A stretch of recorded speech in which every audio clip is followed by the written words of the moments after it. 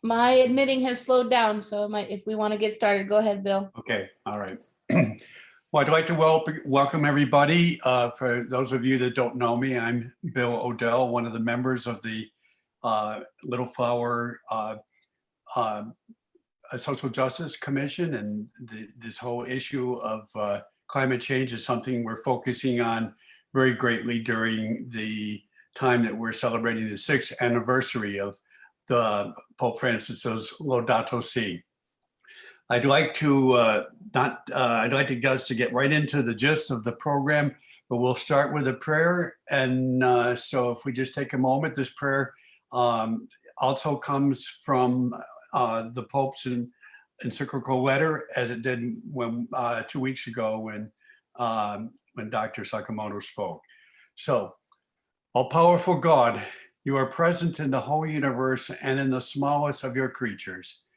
You embrace with your tenderness all that exists.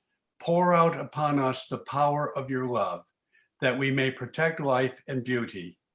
Fill us with peace, that we may live as brothers and sisters, harming no one. O God of the poor, help us to rescue the abandoned and forgotten of this earth, so precious in your eyes. Bring healing to our lives, that we may protect the world and not prey on it, that we may sow beauty, not pollution and destruction. Touch the hearts of those who look only for gain at the expense of the poor and the earth. Teach us to discover the worth of each thing, to be filled with awe and contemplation, to recognize that we are profoundly united with every other creature as we journey towards your infinite light. We thank you for being with us each day. Encourage us, we pray, in our struggle for justice, love, and peace. Amen. So with that, with the Lord's blessing, we cannot fail. So I'd like to just introduce our moderator. Most of you, I think, know him, but for those who don't, Dr. Philip Sakimoto, astrophysicist, but with a great deal of expertise in climate science, former manager and acting director of NASA's Space Science Education and Public Outreach Program. I think the most interesting thing about introducing Dr. Sakimoto is something he said to me. He has a world of experience. I mean, I'm not going to read his whole bio because that would take up the hour and a half. But but he has a world of experience. But one thing he said to me is, I'm going to give my life to this issue. And that so deeply impressed me when he pointed that out. For those of you that don't know, he's a parishioner and founder of the Creation Care Team at St. Pius X Catholic Church in Granger. So Dr. Sakimoto, I turn it over to you. Thank you, Bill, very much again for arranging this. And it's great to see so many of you here today. Some people I know, some that I don't, many that were here last time. And I think we're going to have a very special session today. I do want to acknowledge one very special set of guests we have today, which is we have a pretty substantial contingent of sisters and their associated lay people from the St. Mary's College nuns, CSC nuns from St. Mary's College, who recently contacted me, asked me to work with them on developing their response to the Laudato Si action plan. So I thought this would be a good place to start. Last time, we talked about the issues of climate change, and we talked about some of the practical things we need to do to fight it. And those are things I think we all know about and things that we, of course, should be doing. Today, we're going to talk about the deeper issues from a Catholic perspective. But before we get there, let me tie up one loose end from last time, which is there was one question about how do I go about putting solar panels on my own house? And Chuck Buter, who, and I'm going to give a big smile, is now the head of the Creation Care Team at St. Pius X, along with Delana Wilkin, who's also on this call. So that's one thing off of my plate. Thank you, folks, friends. But Chuck has put together some really important information on Well, instructions for you and advice to you if you're thinking about solar panels for your home. So I'm going to ask Chuck to take just a minute or two to tell everyone what you got there. Thank you, Phil. So I put into a blog post 4 steps to going solar. And what it suggests is if you're thinking of going solar, the most important and enabling step you can do is to ask an installer for an estimate. And it's energizing unto itself, just getting an estimate. So in these 4 steps, I tell you how to get informed and some of the questions you're going to be asking. And then you're going to do a cost benefit analysis to interpret the data and see if it works for your site. The 3rd step is you get this final estimate and you sign a contract. And then the 4th step is you share your experience. I do list a lot of people want to know, what company do I go with? I do list 1, 2, 3, 4, 5 companies that I have communicated and have had professional responses from them that are from the Michiana area. And the companies are growing as the industry grows and as the demand grows. And so you'll find more than just the companies I cited. But I encourage you, I put the link to this list of steps in the chat session, and you can read it yourself there. But my first recommendation is certainly to get an installer to give you an estimate. If you're not that willing, there's also 2 other things that I suggest, but one is called Google Project Sunroof, and it will show whether your house is a candidate in part, but don't rely totally on it. It's an indication whether you might be a candidate. So thank you very much, Phil, and thank you for the persons that were asking for that information. Right, and did you put the web link in the chat? Did I see you did that? Correct. Yeah, so you can go to the chat and copy out Chuck's web link from there and take a look at that at your leisure. So yeah, putting solar panels on our houses and our churches is a good thing, as well as all the other stuff we should be doing. But you know what? If all we do is run out and do the practical things, which we should do, I think we're missing a very big part of the picture, because that would make us no different than any other secular organization. And I'm very convinced that working from the depths, the heart of the Catholic faith, we can find a much stronger motivation to do a lot more. Now, I am not qualified to talk about that part, though. I understand it's important, so I've invited some of my dearest friends and colleagues who are indeed experts in this area to come and chat with us. And each one will spend about 15 minutes talking. And if as they are talking, you have any immediate questions or want clarification of something, please just shove your question into the chat box, and we'll take a few minutes after each speaker to address those immediate issues. And then after all 3 are done, then we'll have time for open, direct questions and answers and discussion. All right, I want to start with Father Emmanuel Katongole. He is just one of the most amazing people I know. By the books, he is a professor at Notre Dame in Peace Studies and Theology.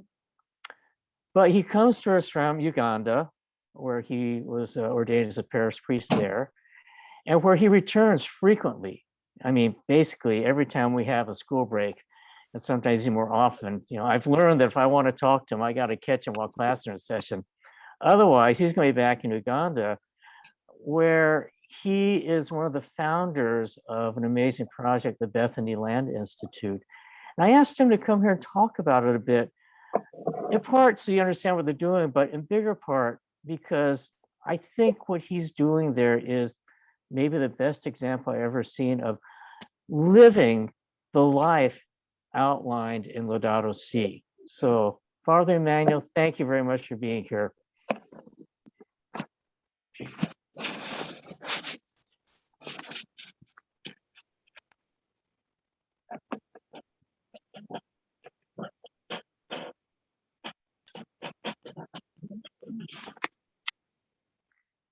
You also need to unmute yourself, Father Emmanuel. All right, good. There you are. Yeah. Well, thank you very much, Phil, for inviting me. Thank you, Bill, for your invitation. Good to see you all. Thank you all for the wonderful work that you're doing, the care for our common home. And it's indeed a privilege to be here. So Phil asked me to share a little bit about the work that I'm doing in Uganda with the Bethany Land Institute. And what I'm going to do is just kind of share through a number of pictures, images, a slideshow that I put together for a different occasion. Actually, it was for Phil's class, but I walk through that to give you an idea of the kind of work that we are doing at Bethany Land Institute in Uganda as a response to Laudato Si's invitation for integral ecology. And then I will conclude with 4 very, very, very brief reflections. So let me see if I can share my screen. And then we can walk through this. Very good. We're seeing it. You're seeing it? Yes. Even though it shows here that something is wrong. I don't know why it shows that. It's looking very good to us. Does it look very, very well? Okay. Yeah. Yes. The tagline for us is forming leaders in integral ecology for rural transformation. We want to form young people in the rural communities in the theology and practice of integral ecology of Pope Francis, and they will be change agents in their communities. That's our website, bethanylandinstitute.org. This is a recent picture. The Institute just launched actually at the end of February. This was a week later. The Bishop of Kasanaluero Diocese, where we're working, is with the caretakers, the young people. I will say a little more about why you call them caretakers that we are working with. And the Bishop also has sent the seminarians of his diocese to be part of the training. And he has made a decision that every year before ordination, the seminarians are required to spend at least 6 months in this training program, Laudato Si and the integral ecology, with the view that they are going to work with the young people in the rural communities, with everybody in the rural communities, sustainable agriculture. And so this is the first cohort of our caretakers, and the background is the Bishop addressing the caretakers, showing them. And some of the seminarians in the morning, they go to Mass, their cassocks, they take off their cassocks, they put on the overalls, and they go to the field with everybody.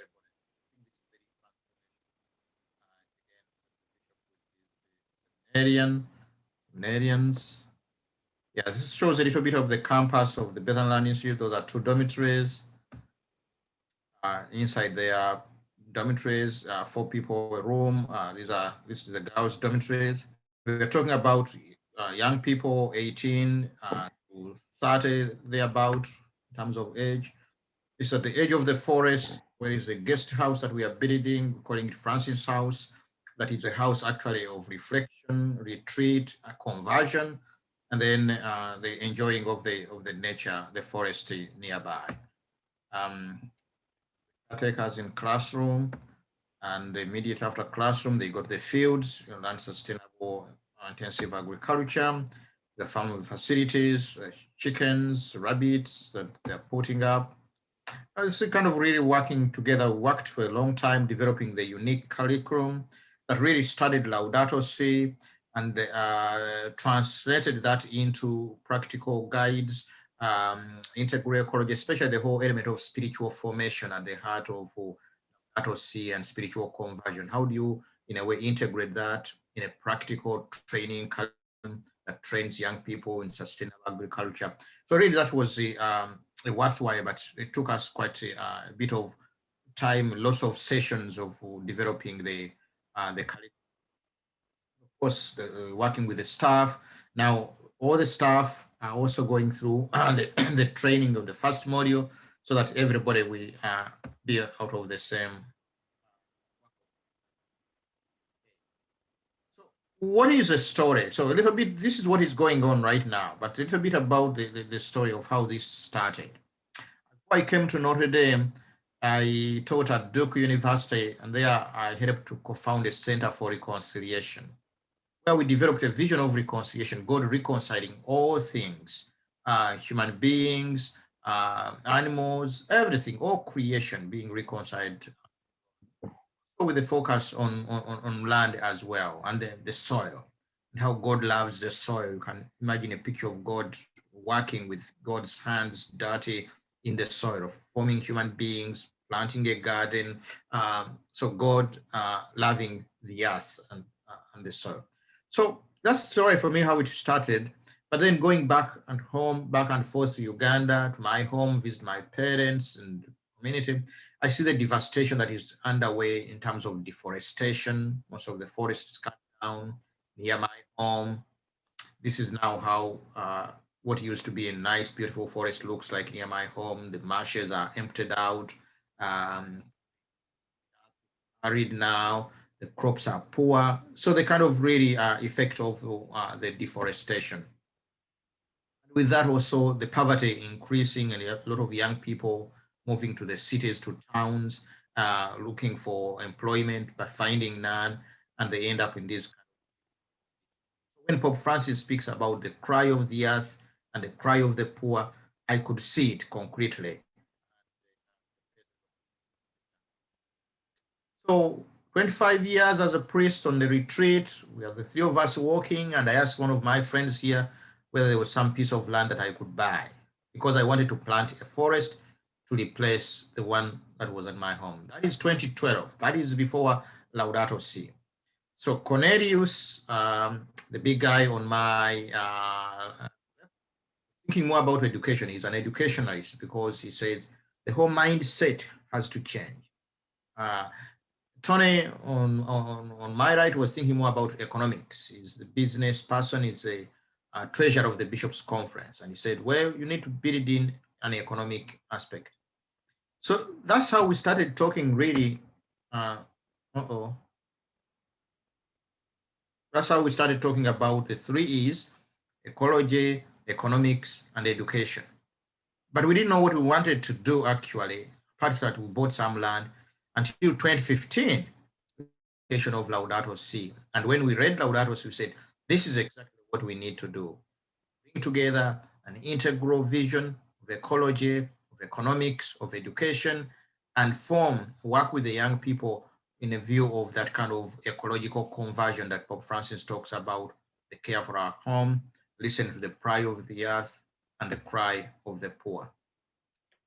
This paragraph 111 was key for us, because Pope Francis says we do need to do everything that we can, activities and so forth, but there also needs to be a distinctive way of looking at things, a mindset change. That is what he's talking about, a way of thinking, an education program, a lifestyle, a spirituality. So we said, well, we do an institute that kind of really cultivates that. For Pope Francis, that is how we establish ecological citizenship. And for us, we said, well, how about we work with the young people from the rural communities, especially those that have failed, that have been kicked out of the education system, that are looked up as failures, and work with them this kind of formation program. So we started gathering young people around the piece of land that we have bought, kind of really sharing the vision of Laudato Si, cultivating the field in sustainable, integrated ways, and also kind of encouraging them to do the same, taking care of creation, growing food, but at the same time, in a way, connecting with one another. We call them caretakers because of the vision of Genesis chapter 2. Give the land and care for it. Here you can see one of the sessions, afternoon session, the caretakers just kind of really discussing their life together. And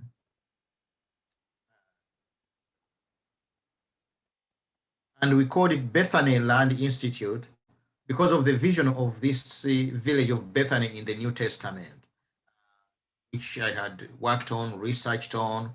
A very, very interesting vision, story. Martha, Mary, Lazarus, a poor village. That's why the name Bethany means house of the poor. But this is where Jesus always stayed. He never stayed in the city, Jerusalem. He stayed in this village just outside Jerusalem because of the poor. So Jesus is at home with the poor. But then you hear these incredible stories of Martha, of Mary, of Lazarus. So we said, let's try to kind of integrate that within the program. And so that is a shaping vision of Bethany Land Institute, where we have three major programs: Mary's Farm, Lazarus Trees, and Martha's Market, all named after the characters of. This is Mary's Farm, which is education program of sustainable agriculture. But Mary's Farm, like Mary, who sits down and listens to Jesus, who anoints Jesus' feet. Mary is always sitting down. What we want to do in this program, as we teach the young people intensive, sustainable, integrated agriculture, is the posture of listening to God, listening to one another, listening to the earth, and therefore building really that kind of communion that Pope Francis talks about in Laudato Si, the sublime communion of the relationship between God, between the community, between ourselves, and between the earth. So this is the Mary's Farm. The vision is that once the caretakers graduate from the program, 2 years, they go to their own communities. They set up similar farms of intensive, integrated agriculture, but also mentor 2 or 3 other young people every year. That way, the rural communities can be transformed. So these are some of the animals of the plantation.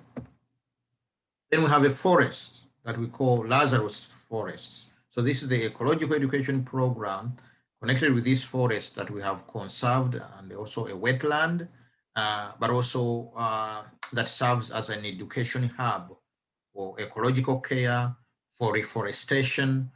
We have set a goal of 1 million trees by the year 2050.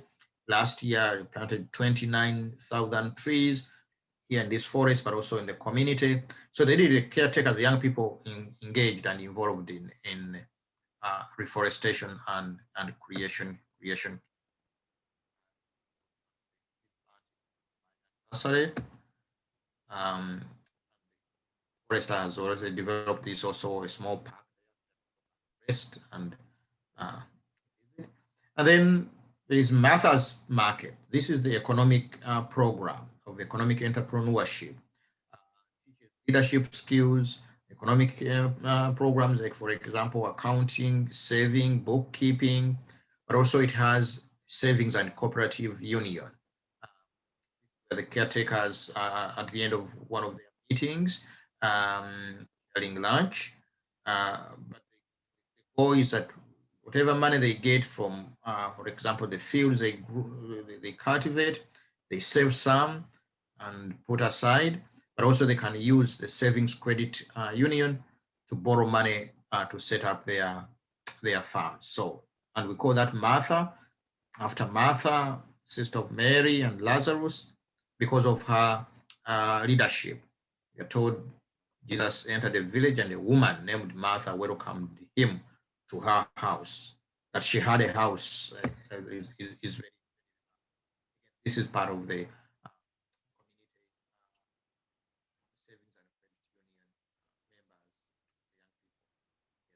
The goal is that through this program, as they graduate, they can still be connected to the Bethany Land Institute to do the savings, but they can use some of that money to help set up their farms, and that way they can also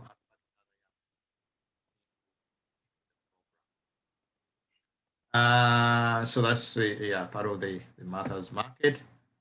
The significant event was for us in 2019 when BLI and Casanal Diocese entered this partnership. That's a bishop signing a memorandum. And so we are working very, very closely with the diocese, and that's why the bishop is sending.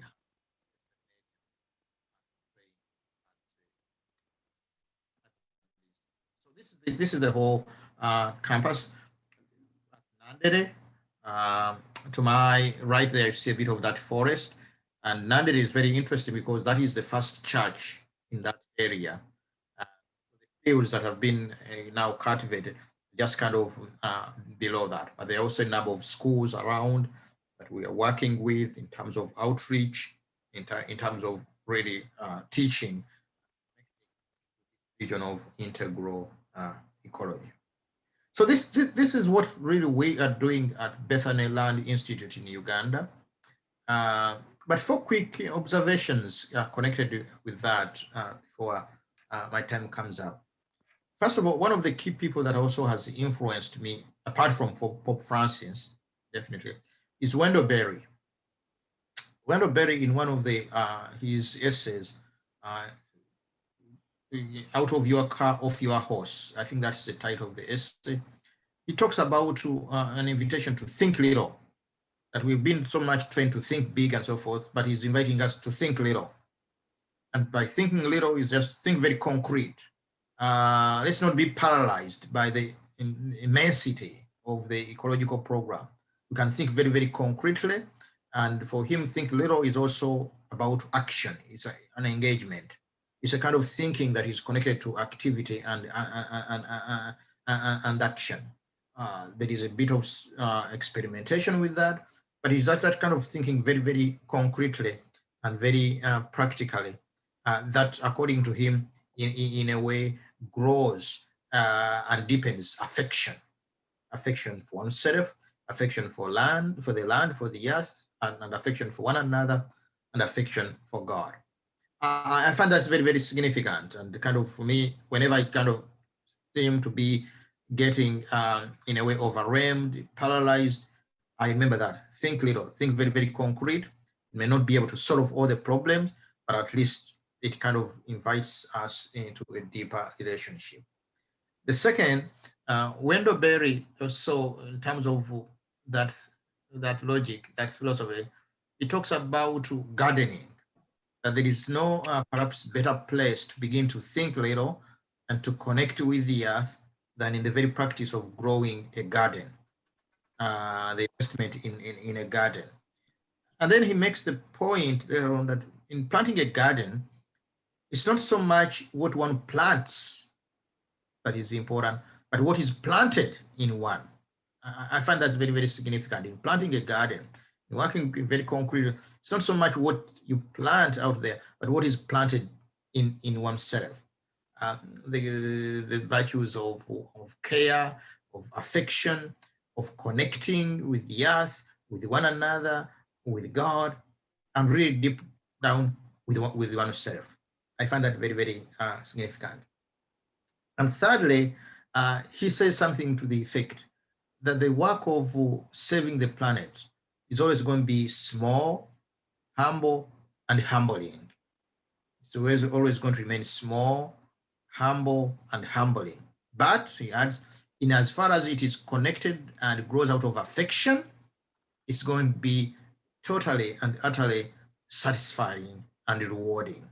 So, remaining small, humble, and humbling, but extremely satisfying and rewarding. And finally, when Pope Francis talks about these ecological virtues, care creation, beauty, rhythm, slowing down, and careful calm, he's really connecting it to an invitation to an ecological conversion. But the ecological conversion, really, for Francis, is a conversion back into that sublime communion of that every human being is made up of, is part of that triangle of relationship: the connection with God, the connection with one another, and the connections with the earth. If any of those relationship is broken, then all the rest suffer. And this is what we are going through. So the invitation for us in terms of ecological conversion is an invitation back into that kind of sublime communion. I find this kind of effort for me at Bethany Land Institute has been very rewarding and satisfying to know that I'm contributing something in terms of moving toward that ecological conversion. So anyway, thank you very much, Phil, and happy to be here with you all. Thank you, Father Emmanuel, very much. When our When my students at Notre Dame hear Father Emmanuel speak, because we invite him to speak to our class, they're astonished because they've read Laudato Si as an academic exercise. But to hear from Father Emmanuel the way that he is living out integral ecology, bringing together the ecology, the economics, education, thinking small, working in the garden, it's a whole new paradigm for them, a different way of thinking. And it's also what I want you to be thinking about in terms of what goes on in your own home, what goes on in your own parish. How can we, think small about what's immediately around us? Now, one question has come in, which I'm going to punt on slightly. The question is, are there any films that could help communicate the global importance of reducing consumption and respecting Mother Earth? I think I'm going to let our next speaker answer that. So let me introduce her. This is Sister Damien Marie Savino. She and I have gotten well acquainted with each other. We met first at some conferences at Notre Dame and other places. And as we kept running to each other, I began to realize, wait a minute. She and I both get invited to the same conferences because we become some of the few token scientists that get invited to gatherings of theologians who are concerned about environmental issues. And then we started working together on some projects. She is on the faculty at the Aquinas College in Grand Rapids, Michigan. She is an environmental engineer, among other things. She has the very best academic title of anybody I know. She is at Aquinas the Dean of Sciences and Sustainability. She lives on a sustainable farm near Grand Rapids. She and her small collection of Franciscan Sisters of the Eucharist, where they too have a place that is in many ways sort of an American of Bethany Land Institute. And this is something else that she's told our students about, and they become really excited to realize, wow, you could do something like that here in the US. But I've asked Sister Damien Marie to come here today to talk not so much about that, although I'm sure she'll mention it, and not so much about the wonderful film series she's produced, which I'm not asking her to mention, but to really talk about a way she has developed to get our individual personal response to Laudato Si to become part of our daily prayer life, a daily examen rooted in our response to care for creation. So, Sister Damien Marie, the floor, the screen is yours. Thank you for being here. Thank you so much, Phil. It's always a joy to be with you. We've had a lot of good times working together. And thank you, Father Emmanuel, too. That was just so beautiful. And I, too, am a fan of Wendell Berry. So I was just eating it up. And I just think your institute is pretty amazing, how it's organized, too. And it very much resonates with what I'm going to talk about. So I was just thinking the Holy Spirit is working in the selection of Phil, how you decided who was speaking this evening.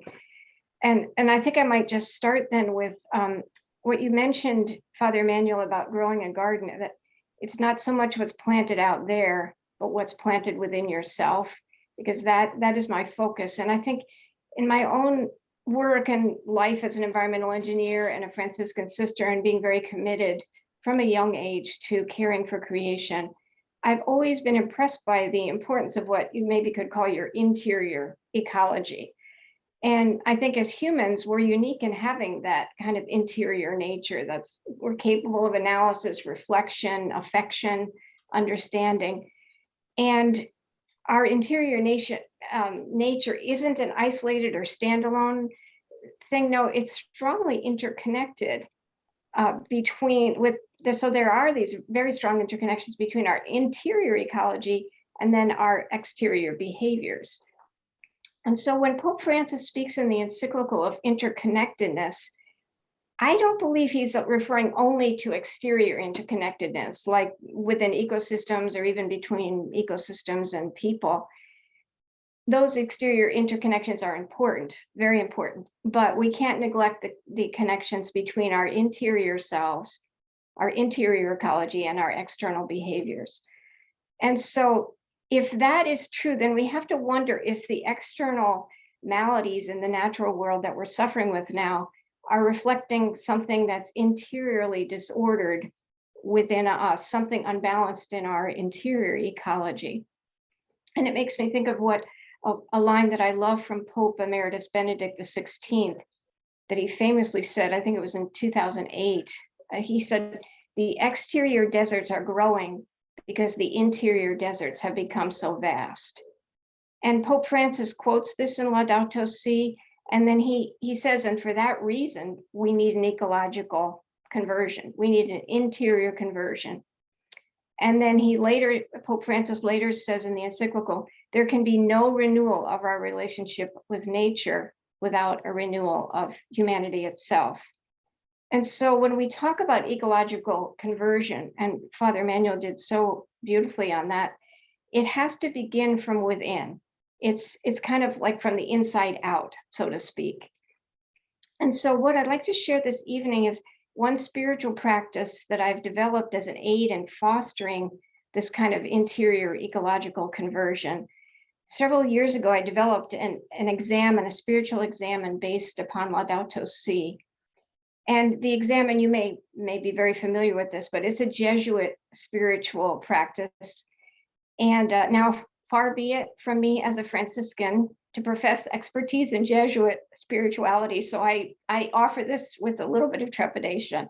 But I figure if Pope Francis, as a Jesuit, can take a Franciscan name and dedicate his encyclical to St. Francis of Assisi, then maybe I, as a Franciscan, can kind of follow that model and adopt an aspect of Jesuit spirituality. So if there's any Jesuits on the call, I certainly am open to your comments later.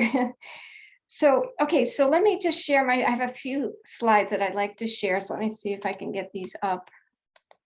Yeah. Can you see that okay? Is that good, Phil? Yeah, it's looking great. Okay, good. All right, so what is an examen? Just if any of you haven't heard of it, it's basically a Christian technique of prayerful reflection, usually on a daily basis, maybe before you go to bed, about the events of the day. And the purpose is to kind of evaluate your conduct, your thoughts, your feelings, and ultimately to become more aware of God's presence in your life and of your life as being given to God. So that term examen actually comes from the Latin exigere, which means to weigh accurately. And so the daily examen is a process of weighing the day's events to ascertain, how your attitudes and behaviors kind of measure up to certain standards or values or virtues to which you aspire.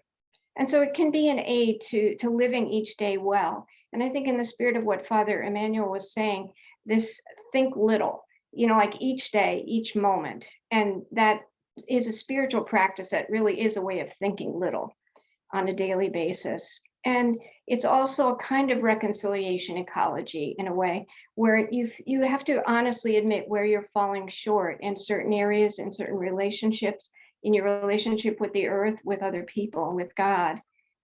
And then also recognize God's blessings in your life, the gifts that you've been giving.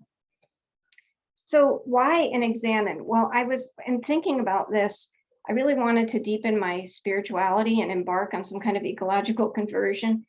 And it seemed good to reflect on our interior ecology, that we sort of have to search within ourselves, like what are the roots of the climate crisis in myself? Where's my interior desert? And what can I do to heal or renew so that I don't contribute to growing the deserts in the world or to growing my own interior desert? And there is a strong Franciscan element in this kind of soul searching.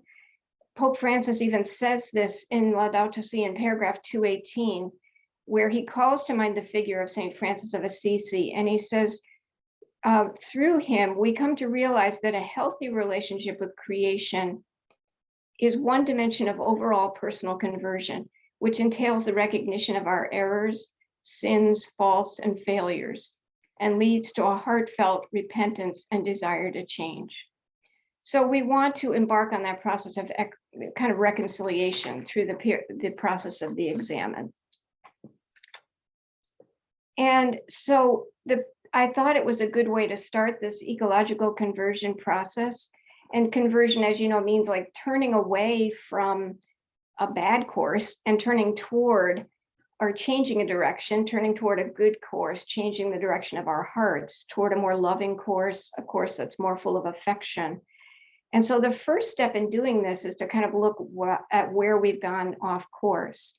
We often don't take time for reflection. We're always so busy. We're in a rapidified world. And the Examen helps us to slow down at the end of each day and reflect and have a little contemplative time. And if you don't do it each day, the days can pass and you can lose track. So it's a good discipline.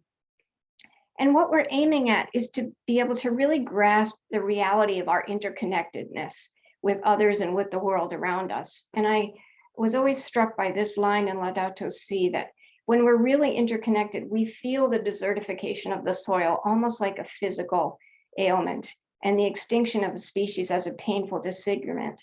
And I heard that in Father Emmanuel's talk, where he talked about what happened to the forest on his family land. And I think we've all maybe experienced that in our lives. And so I think the process of the Examen helps us get to that kind of identification, that kind of affection for a place. And one common, I think, question that I've been presented with from many people over the years, and I have felt it myself, is, you know, with all the major environmental issues with which we're confronted, all these global issues, climate change, water, biodiversity, how can one person really make a difference? Isn't it just the job of the big companies and the governments to do it? But what I heard Pope Francis saying in Laudato Si was, it's kind of a both and. Yes, we need the macro. We need the politics, the social sciences, and all of that. We need the science, but we also need that micro dimension. And I love this line. It's one of my favorite lines in the encyclical. There's a nobility in the duty to care for creation through little daily actions. And again, it's the think little. It's the little things that make a difference on the day-to-day basis. And if we do that, then we do embark on a life of virtue. And as he says, learning to be protectors of God's creation is not optional. It's not secondary. It is central to our Christian experience. And so it is essential to our Christian journey. And I think in order to get there, the Examen is one way to embark on that journey. So what I did in the development of the Examen was to look about what the Pope had to say about integral ecology. And it's in chapter 4, it's the key concept of the encyclical. And it has something to do with this marriage of natural and human ecology and caring for God, humans, and the earth. You can see there are many different aspects of integral ecology, but one I grabbed onto was this ecology of daily life. That's something that we can each identify with. In thinking little, that's something that we all are responsible for, is the ecology of our daily lives. So I took those paragraphs and tried to develop an Examen based upon those paragraphs in the encyclical as a whole. And there seemed to be three main aspects that he referred to in relation to the ecology of daily life. So our physical spaces, because they form the setting in which we live our life, our bodies, because as humans, our bodies are in direct relationship with the environment and with the people around us. So it's very important. And there are certain laws that are inscribed in our bodies that we have to abide by if we're going to be healthy and have healthy relationships. And then our daily actions. So our simple gestures, the little gestures in each day. So for the first part of the Examen, it's really looking at your physical spaces in the environment. So because there is a relationship between where you live and how you behave. Where you are affects how you think, how you act. If it's disorderly or chaotic, it's very difficult to be integrated and to be happy. But if it is a place of integration, a place of community, a place of beauty, it actually is a way of expressing our identity. And so we need to kind of develop and protect those areas where we feel a sense of belonging, feeling at home, that they bring us together. And you do that in how you design and live in your physical spaces. So for the first part of the Examen, there are some questions just at the end of the day to say, okay, in relation to my physical spaces, what do my physical surroundings look like? So it could be, I tell my students, it could be your dorm room too, if that's your primary environment, but it could be your farm or your convent or the Bethany Land Institute. You know, is it clean or messy? Is it polluted? Are there areas of pollution that need to be addressed? And we sisters talk about this a lot on our land, piece by piece, what needs to be reconciled. Is it a place that kind of makes people feel like they belong, that they're interconnected, that they're a community? And so just to ask yourself honestly that, and then to start the next day on maybe one piece that needs to be cleaned up. And then the second part, my body. And this is very important because our body, as I said, establishes itself in a direct relationship, as the Pope says, with the environment and with other living beings. We are embodied beings. We can't get away from our bodies. And if we think that we enjoy absolute power over our bodies, that can turn into a very dominion-centered, very dominating sense of thinking that we enjoy absolute power over creation. And so we need to learn to accept our bodies, to care for them, and to respect their fullest meaning, because our bodies, like our spaces that we live in, are how we express ourselves. And it's a very important part of human ecology. And then the third, so some of the questions for this would be, you know, do my daily behaviors put my body in a healthy or a diseased relationship with the earth? So how we eat, how we exercise, do I care well for my body and for the bodies of other living things? So if I have animals, which we do here, and Father does at Bethany Land Institute, we have to care for those bodies well, because we are entrusted with them. And do I honor the natural laws in my body and in the bodies of the persons, or I could have put also the animals to whom I relate? Do I really respect the limits that are inherent in every body and the natural laws and the moral laws that are written in our bodies? So, and again, to honestly ask ourselves that in the quiet of our prayer and time before the Lord before we go to bed. And then the third, my daily actions. So just as Jesus worked daily in daily contact with matter, it's very important what is in front of us each day, what person is in front of us, what matter is in front of us, what piece of land or environment is in front of us. And to remember that there is that nobility to care in the moment. And I love his reference, the Pope's reference in Laudato Si to the little way of Saint Therese of Lisieux, which is really a little way of love or affection, not to miss out on a kind word or a smile or some small gesture, even with an animal, of gentleness. And those simple daily gestures are the ones which break with the logic of the culture that we're surrounded by, the selfishness, the consumerism, the exploitation. And so, you know, because one thing we have to counter, especially in our culture, is that terribly violent and sort of dominating culture of consumption that actually then, because of the interior effects of it, causes us to mistreat life in all its forms. And so the questions for the third part of the examen: where are my daily acts flowing from? Do I have a throwaway mentality? It's very easy to throw away people just like we throw away things. And I think a lot of that does happen, and we, you know, need to confront that in ourselves and work on it. Are we selfish? Are we violent? Are we over-consuming? Are there ways that we can simplify and think little, think less? Or do we not even care, which I think is a big struggle sometimes now today with today's young people, sense of indifference. What we want to replace those attitudes with is a kind of attentiveness, a kind of love and caring that's very attentive to the person, the thing, the animal, the piece of creation that's in front of us in that moment. And I love this, again, another paragraph that I love in the encyclical about the need to develop that attitude of serene attentiveness. I think that's what we're searching for through each of the three parts of the examen, is to get to that attentiveness. And that is one way that can overcome some of the anxiety that we feel that makes us sort of superficial and aggressive and kind of compulsive consumers. And so I just close, I have a little card that I use that has the examen in one place. And so if you need prompts, then before you go to bed, you can you can use these questions as prompts to help examine your day and your physical spaces, your body, and your daily actions. And so that we can begin this journey towards ecological conversion. So I think I'll stop there, and I hope I did okay on time, Phil. Yeah, thank you so much, Sister Damien Marie. I have to confess to everyone here that every time I hear you talk about this daily examen, when you first get started, I go, uh-oh, I still haven't cleaned up my desk. Yeah. That is definitely the first little step that I need to take. Yeah.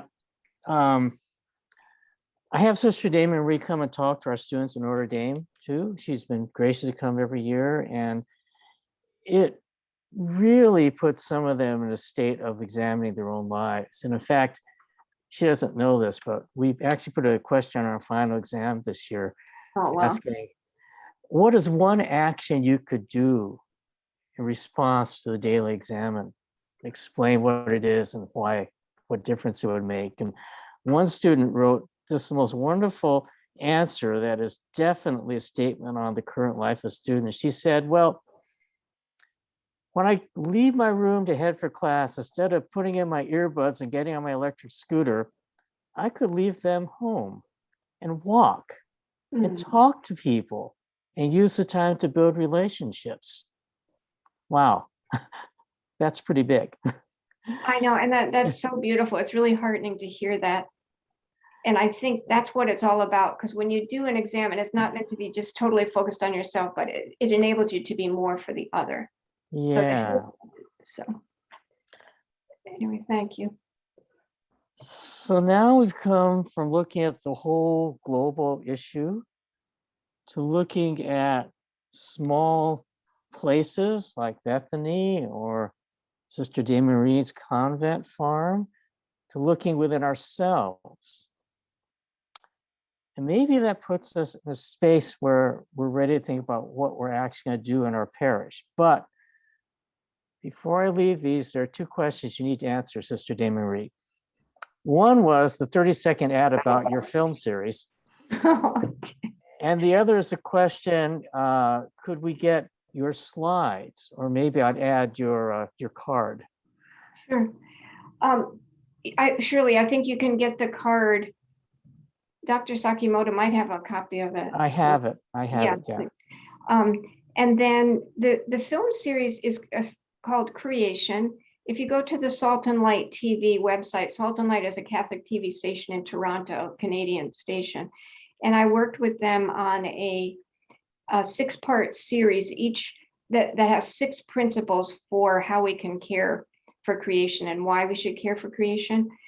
And each one uses case studies and some science, some theology, real situations. Each one is half an hour long, and then the series has a study guide to go with it. So it's a nice thing. You could do it. We've done it in the diocese. We did a 6-week study with for the diocese. You could do it in your parish. So if you go to the Salt and Light website and Google Creation, you can find it. So thanks, Phil, for letting me. We are really trying to get the word out about it, and I think it's beautifully filmed too. And so that part is also kind of integrating. It gives you that serene attentiveness, hopefully, as you're watching it. Yeah, that's something that Sister Damien Marie did in her previous life in Houston. Yes. Yeah. Yes. So that's right. So you'll see a lot of references to Houston there, but I have since been moved up to Michigan. Yeah. All right. So thank you. Thank you again. So now the question becomes, what do we do? How do we respond in our own parishes? And for that, I could think of no one better to join us than Paz Artaza-Regan. She's from the Catholic Climate Covenant, which is a national organization of the U.S. Church responding to climate change. And she is the person for the covenant who is in charge of the creation care teams at parishes all across the country. So I've asked her to come and talk to you about how you can get a creation care team started at your parish, how can you vitalize one if you have it. And I have a feeling she's about to say something about her upcoming national conference. So Paz, it's all yours. Thank you, Phil. And wow, following Father Emmanuel and Sister Damien Marie, who are so inspirational. And now I'm going to get to the nitty gritty of what to do. Kind of like here she comes with work after having heard this wonderful. Pause. After all the committees you put me on and asked me to lead, yes, when I see you coming, I think work. Okay, I get it. And that's fine. I'm going to share my screen at this point, if it's okay. I think that's the one I want to share. Yes, and I'm going to slideshow, start from start. Okay, so Phil asked me to come and talk about creation care teams and a little bit about the Laudato Si Action platform. And I will talk a little bit also about the upcoming conference. So don't let me forget about that one. But I am the Creation Care Team's program manager. I would never call myself in charge of them. I just manage the work. Every single creation care team in a parish or in a school or in a religious community, in a diocese, they're in charge. And sometimes I think they're in charge of me too. I work for them. So this is the slide that we start all of our webinars with, because it speaks to me, at least, of us being in the church and also going out into the world. And that is what creation care teams are meant to do: work within our church and work out into the world and bring also the world into the church. So I'll get us started with a few photos that are part of our creation care team family. The first one is something that was sent to me by a creation care team member that went out into nature and said, "Paz, I found God, and God found me." And that is the picture there on the top left. The picture on the top right is from one of the climate marches in the last couple of years, where Catholics came out to advocate, to be present in the world as Catholics for our faith. The one on the bottom left is from a creation care team in a church in Hampton, Virginia, where the pastor, the first year he got there, he looked at this huge flat roof and he said, solar panels are needed. And with the help of Catholic Energies, a project of the Covenant, solar panels came within that year. The second year was this effort that he spearheaded, which was to get 5,000 trees planted in Kenya. And with the help of TIST, which is a group that helps local farmers plant, the church raised $5,000. This is a parish of 600 families, so it's not a large parish at all. And they planted 5,000 trees. And they also planted trees here in Virginia to go with it. And the bottom one is a very special picture to me.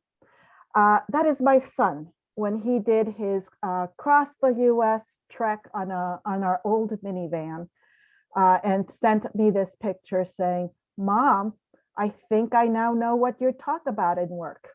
And that is his picture when he said, "This is what my mother does." I was a little like, yeah, I don't go out and just look at nature, but that was his expression. So what are the creation care teams? It was started in 2015, right after the encyclical was published. And it is a program designed to educate and equip parishes, schools, religious communities to work on climate change or creation care as a group. Why? Because it's not enough for us to be individually working on it. We need, as Catholics, to step into the world as a group of us, together as community. And the creation care teams work to create sustainable facilities, parishes, So we're looking at how do we look at our own homes and our parish buildings, our school buildings, and lower their carbon footprint, make them more sustainable. Integrate creation care into all aspects of religious community and parish life. It's looking at how do we integrate creation care in our youth ministries? How do we integrate it in our liturgy? How do we integrate it with our homilies? I mean, everything needs to be connected there. And a third very important part, which is to do the advocacy, the advocating for faith-informed climate policies. So people come and say, how do we get a creation care team started? I always say the first thing you need to do is analyze your community. It'll only work if you know what your community is about, what is its passion, what is its energy, what is the issue in your region that creation care team would work on. I would sort of give this example. I would never start a creation care team that's going to work on drought and you're in the Pacific Northwest, perhaps. You need to start looking at your backyard and figure out what are the issues that will move your community. You need to talk to your pastor or pastoral council. Are they supportive? If they're not, how do you advocate for that support? You might need to start explaining to them why Catholics care about creation. Bring the information to them. Connect with ministries and staff within the community. I always say one of the most important groups that any creation care team has to work with is the facility staff, your custodians, because they really are going to be the ones that are doing the heavy lifting if you're going to have programs for recycling or for less toxic use or gardens or anything. It falls a lot on them sometimes. You need to approach your pastor, and we have a handout that you can give to them. And I am going to give Phil all of these slides, and all of the slides have the hyperlinks to all of these things. If they're in yellow, it's a hyperlink. Recruit members.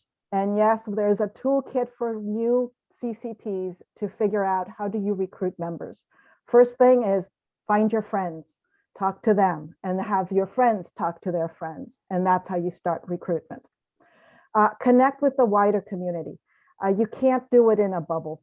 You need to be in all ministry areas. And if you're having trouble within your own parish or within your own community, go beyond. Look for friends outside at different parishes or even ecumenical type of community connections.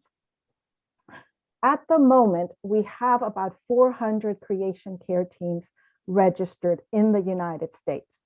Of those, about 90 have given us permission to put them on the map. Not everybody wants to be on the map, because on the map means that somebody can click on it and send you an email or call you. And so a lot of people go, no, you know that we're here, but don't put me public. So, but registering your CCT is very simple.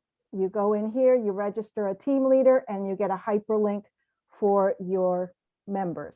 I know that there are several creation care team folks on this call, on this Zoom call.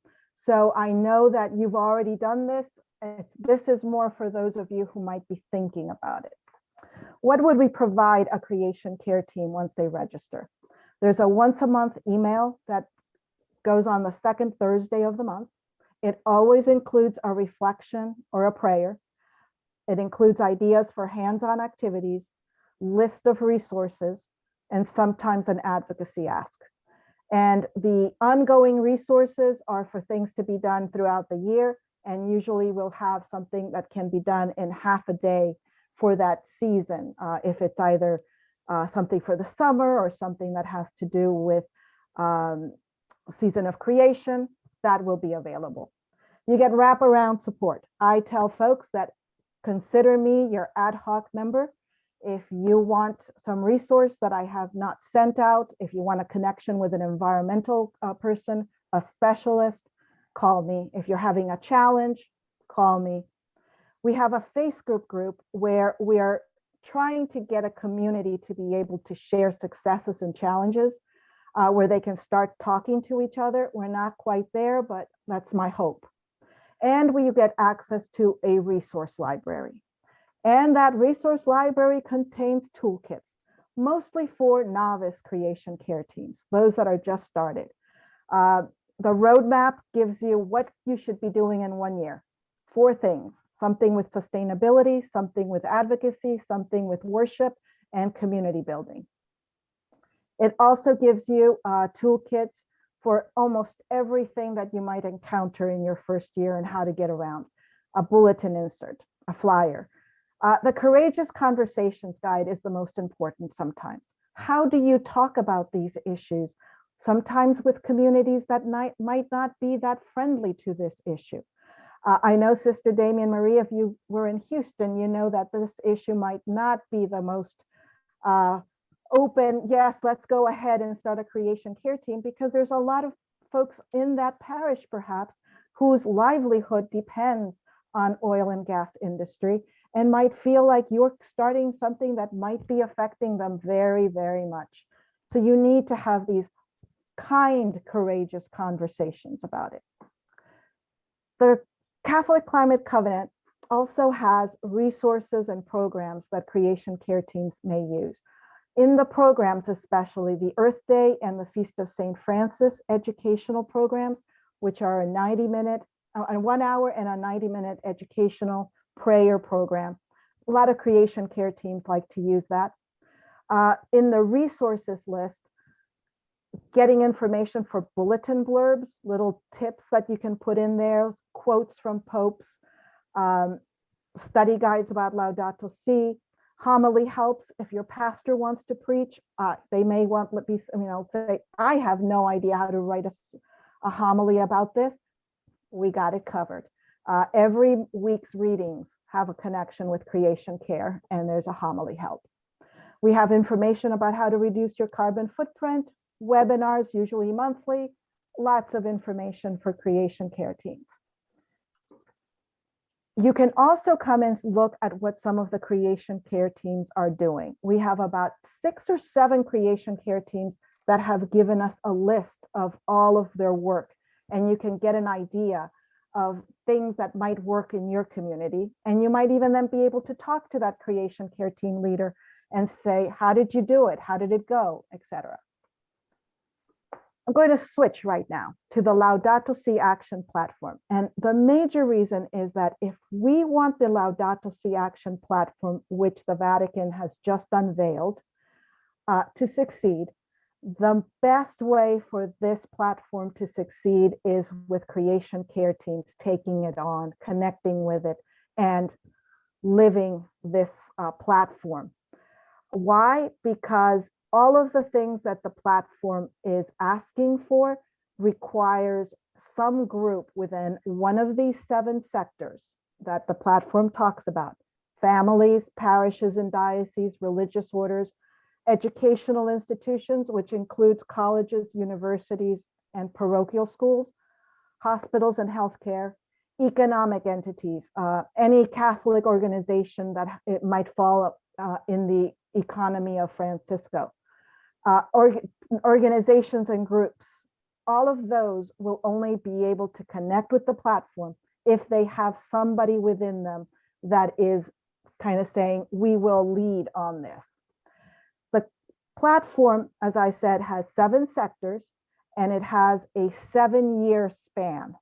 The Vatican is being very much a fan of 7 and 7 for this platform. The link is there for you to go into the new website that is available since the Tuesday, and for you to learn about the platform. So 7 sectors, 7 years to do it, with 7 goals. The 7 goals are responding to the cry of the earth, cry of the poor, connecting with ecological economics, adoption of sustainable lifestyles, ecological education, ecological spirituality, community engagement, and partnerships. That's basically the advocacy and social justice work of the church. All of these are requirements in order to do the bigger ecological conversion. So these are all goals for this global ecological conversion. The 7-year plan, it's very simple. On year 1, and we are now in year 1, starting in May 2021 with the soft launch of platform, we are being asked to look and see if we want to participate as one of these sectors and pursue it by creating a pledge of what we're going to do, registering at the platform as a parish, a religious community, etc., and pledging that we're going to work towards this. That's the soft ask for now, because then in October 2021, with the hard launch, as they call it, the Laudato Si plans are open. On that day, you as a parish, as a school, as a religious community, as one of those sectors, would start coming up with these plans. And you have basically 5 years to get that plan implemented. You'll have a place in the platform to help you get goals, how to do it, and metrics. So then in 2022, they'll have on the platform the resources, tools, everything to get folks going. Between 21 and 27, implementation. And in year 7, they're calling it a sabbatical, but it's more like a time of reflection, prayer. We have come this far. How are we doing? The platform will give you everything. You can go in there and there will be drop-down menus. You'll say, I am a parish in the United States, and I want to do work on goal 3 and 5. And there you will be able to have a way of finding the resources and the tools to get those goals implemented. The Covenant is also creating a website within the Covenant website, like a web page, where you will be able to go and get US specific kind of information. They had been talking about recognition of progress, so that if there were a champion group doing some incredible work, that would be lifted by the platform as well. Now I'm going to tell you, the religious communities group is really ahead. They've got their own agenda and they're moving forward. As parishes, we have a lot to catch up on. I think I'm at about the 10, 12 minute time. I'm going to take a couple of minutes to talk a little bit about the conference that the Covenant is going to be sponsoring July 15th through the 17th. That conference, the Laudato Si in the US conference, is the second of 3 conferences that we have planned. The first one was in Omaha, Nebraska at Creighton in 2019. Because of the pandemic, we decided to do this one virtual. So people can register and you'll be doing a conference exactly like this on Zoom.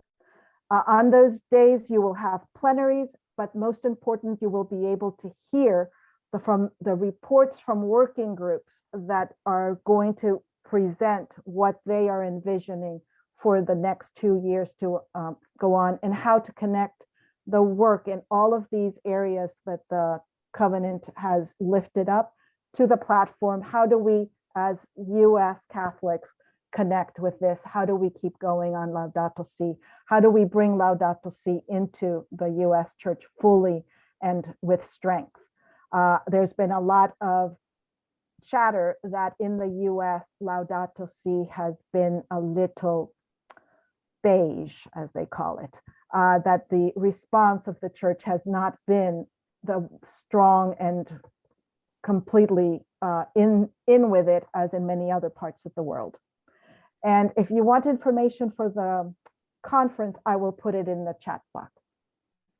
Thank you. And I just want to say thank you, Phil, for inviting me. And I'm going to be more than happy to answer questions, because I think a lot of what I talked about may need some explanations. Thank you very much, Paz, for coming here, for giving us all of this. I just want to make one comment to all out there. I know what she talked about sounds completely overwhelming. How could we ever do all of this? But let me tell you, in 2015, when I was in the process of changing my professional career from astrophysics to climate change, wanting to do something in our parish, having no idea what to do, I came across Paz's toolkits. One pagers that tell you exactly what to do step by step to get started from square zero. And without that, I don't think I ever would have done anything, because I would have been totally befuddled. But I just followed her plan step by step, and we had a creation care team. It actually is one of the easiest things I ever put together, because for everything you got to do, they got that one pager that tells you how to make it happen. So let's take a few minutes here for any open questions or discussion anyone might have, and I'm going to reserve the last few minutes for some closing remarks. So if you'd like to make a comment or ask a question, I'd appreciate if you would use the electronic hand, because there's more of you than I can see on one screen. It's under your bar on the bottom of your screen under reactions. You click on that and it says raise hand, and then we'll know you got something to say there.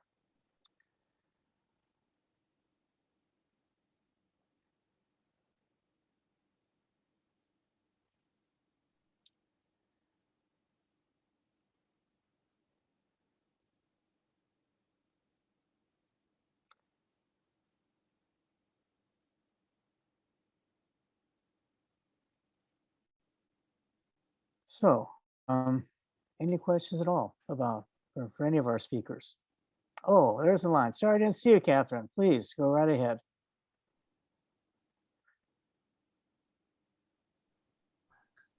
Are you aware how many Catholic creation care teams there might be in our Diocese of Fort Wayne, South Bend? Not many, I think two. Two? Who's the other one besides us? There was a actually? school. There was a group at St. Joseph High School down the St. Joseph. block that tried to get started, but it They're never, registered it still. never went beyond registering with you. So, yeah. Okay.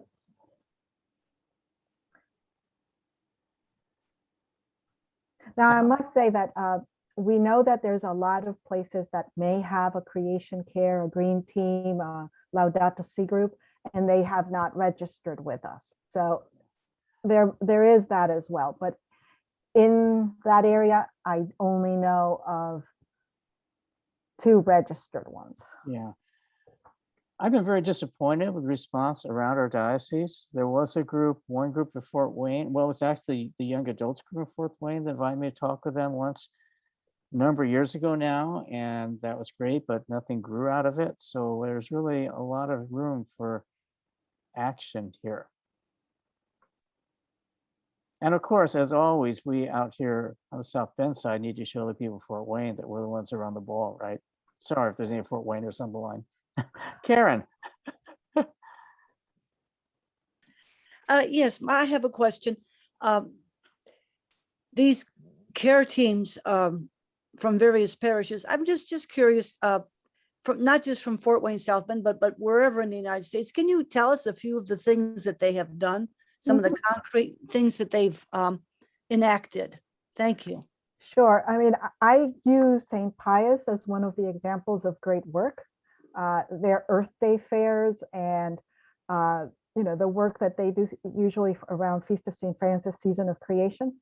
But around the country, you have a lot of teams that have looked at how to green their, not just their facility, but looking at creating a community garden that then they could connect to their food pantry. They connect it to their ministry, their social justice ministry. Most of the creation care teams are doing work on education, where they're doing a study of Laudato Si first, and then they move into, okay, now that we've learned the Catholic social teaching about this, how do we implement it? And at that point, they start looking at their community and say, maybe what we can do is go and work with a community group here to clean streams, connect and see, is there a toxic issue? go and do some advocacy in the state capitol. Other creation care teams will do more work that is on the reducing the carbon footprint of their facilities, doing renewable energy, changing their light bulbs, using less pesticides. A lot of them also then connect to the families in the parish, so that it's not just the facility in the parish, but how do they take that information home and take it to the next level. Some creation care teams have decided to really focus on the parish school, and they are really focusing on work with children K through 8. There's one that has a beekeeping club. There's one that has a garden club where they grow the vegetables that are able to be fed to the children at lunch hour. Others, they connect with the Girl Scouts and Boy Scouts in the school. Religious communities, green teams, creation care teams are the ones that hit it out the park, where they really focus on making the connection of what our individual actions are and the bigger picture of how do we change public policy on these issues. So they really go out there and they work with the environmental community as well as with the groups that are most affected, those frontline communities. And if you want to hear more, sign up for the conference. You will hear a lot of success stories from around the country, a lot of suggestion plans for how to do things and what to do, all because Paz says that she's not in charge, but she is. She's got a group of people from all the country working hard to put together the things that you'll hear at the conference. So I think it'll be very worthwhile. I saw Delena's hand and then it vanished. Now I see Chuck's hand. So Chuck. Thank you. I have a question for Father Emmanuel. Father, you said that the seminarians are sent as part of a training before their ordination for, I believe it was 6 months. Is there a recommendation you have, knowing kind of like the US system of seminarian training, where a path that you recommend for American seminarians? Well, I think that would be interesting to see what kind of possibilities exist in the US system to connect with the work of creation care. It would definitely take a different form than the Diocese of Luero that has decided that working with the young people, getting steeped in the theology of integral ecology, Laudato Si, is a requirement for ordination. I don't know how it would look like in terms of the seminary training, but definitely I think the seminaries here in the US would need, I think desperately need, to get into the work of creation care and inviting future priests into connecting with the earth, with the cry of the earth and the cry of the poor. And reading Laudato Si in that kind of connection. Honestly, I don't even know what kind of courses, if any, exist around Laudato Si. I imagine in a course or two, some seminaries might study it, but I would love to see more of that work and connecting with concrete initiatives, whether creation care teams or some other work of the care of creation and of the poor. Already, it's really an invitation, and I was very, very delighted when the bishop decided and the curate decided that they are going to require the seminarians to come, and other bishops, I think, are going to follow suit in Uganda. I was very, very, very happy, because I think it is really inviting seminarians, future priests, to reconnect with the community, to reconnect with the earth, and therefore to connect with the deep, deep sensibilities in a way of their calling, in a way that, that moves beyond the kind of the mode of priestly formation that we have known. So I would be interested to see what that might feel like in the US. I would love to hear if you have any insights, or anybody who is connected to some of the religious formation houses. I think, as you said, the religious and especially the sisters might have some models also that might be integrated into this seminary formation program in this country. Yeah, Chuck, that's a very intriguing question. And I'm going to suggest that you and I have a sit down this summer with Monsignor Michael Hines, who we are fortunate to have in our parish, because as you know, he is one of the deans at Mount St. Mary's Seminary. Let's put a bug in his ear. All right, we got time for one more question and then a short closing. So Sister Joy, yeah, unmute yourself, please. Okay, can you hear me? Yeah. First of all, I just wanted to say one of the most profound things that I heard tonight was about thinking small, because it seems like, you know, so often you think about what can we do? We're just a small group where I'm one person. And so that whole notion of thinking small has really inspired me. And I don't have any real profound questions, but I would like, Sister Damien, I'm very taken with your Examen presentation and the card. And I would really like to know how I might purchase a group of those, a number of those to give to our sisters, because I think that's something that everyone could and would be happy to do if they had something like your card. And so could you? I don't think you'd have to purchase them. How many would you want? If I had your address, I could just mail them to you. Well, I'm thinking 100. Is that too many? 100? Okay. Yeah. I'm sure I can get you some. Maybe. Well, or even 50 if that's too many. No, I can do 100. It's no problem. Okay. And, you know, I won't be sending them to a printer, but I give them to people. I print them on cardstock, and they're sure. We have our own printing group, post office here. We could do that too. So, okay. Good. Well, and if you prefer, we could send you the electronic file. Then you make your own, or I could make them for you. That would be fantastic. Yeah. Yeah. That'd be simpler, and I can give you the electronic file because sister shared that with me. So okay, that's probably the simplest way to do that. Okay, great. Thank you so much. And you're welcome. Thank you for everything was very helpful tonight. And thank you so much. Yeah. Yeah. So afraid our time is running out, and I want to leave you with one short story.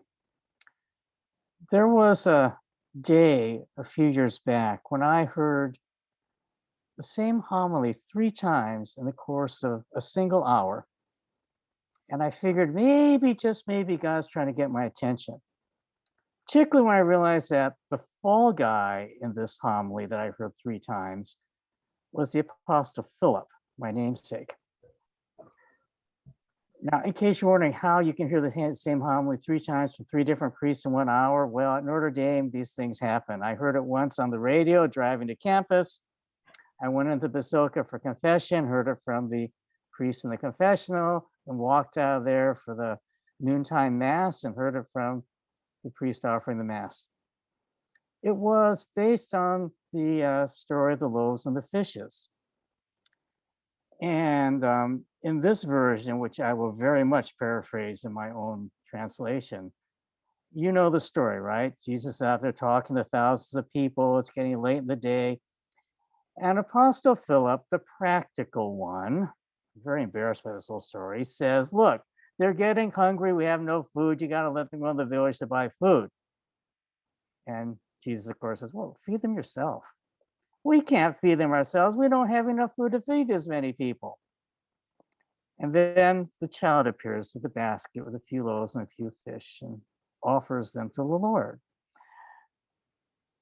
saying, it's not much, but it's all that I have, and you may have it. And Philip says, that's not enough fish. It will never do. You can't feed thousands of people with this. It ain't enough. And people know me, I talk like this all the time. That's not enough solar panels. That's not enough electric cars. That's not okay. But of course, the Lord just says, basically, just shut up and start serving the people. And so they do, and you know the story. Everyone was fed with plenty of leftovers. And the point of the homily was simply that the hero here is not the apostles, it's the child who gave everything and trusted in the Lord to fill in the rest. And this is the message that I really think I'm called to give to you, that despite the fact that it at times appears so hopeless to turn this climate change thing around, there's so much that has to be done, it seems impossible. Really, all that each of us is called to do is simply to give all that we can, each of us, and trust in the Lord to provide the rest.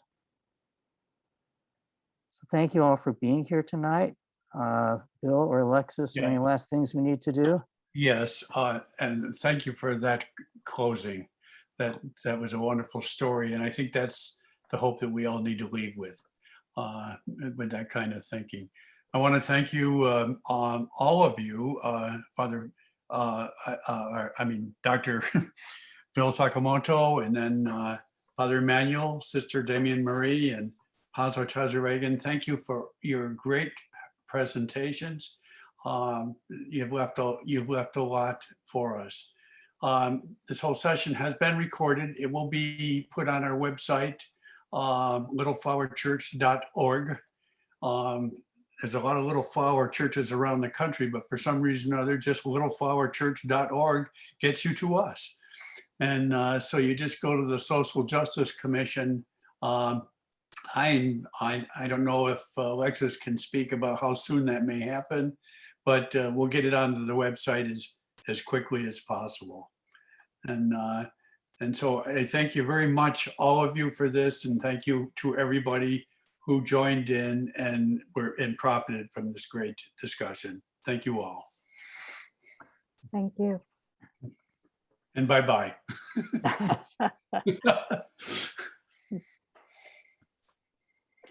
Alexis, you can go ahead and close us out.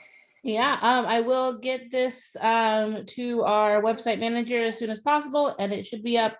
Yeah, so thank you guys all for coming, and I'm gonna end the meeting for all, so we'll all be out of here soon. Bye. Thank you. Bye.